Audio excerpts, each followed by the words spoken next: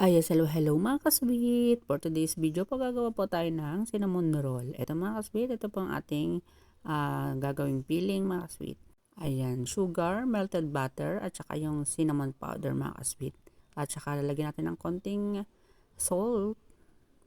At ayan mga kasweet, ayan po, ito po ang ating gagawing filling.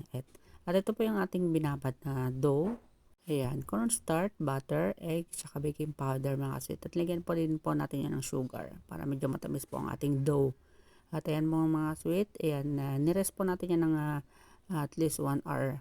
At saka po natin siya imamasa, then i-flatten po natin ang ating dough, then lagay na po natin yung ating minix na ating filling mga kasweet. Ayan, napakadali lang po nitong gawin mga kasweet. Pwede nyo pong itry itong gawin para hindi na po kayo bibili sa mga bake shop.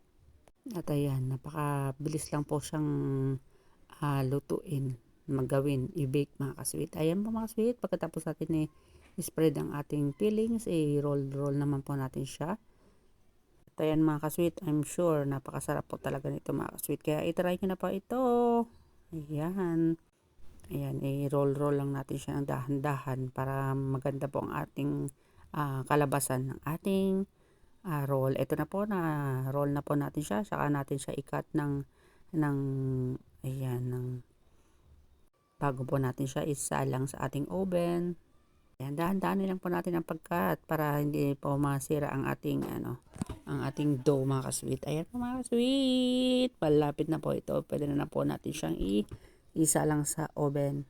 At ayan, pag naikat na po natin, ayan, nilagay na po natin siya sa parchment paper.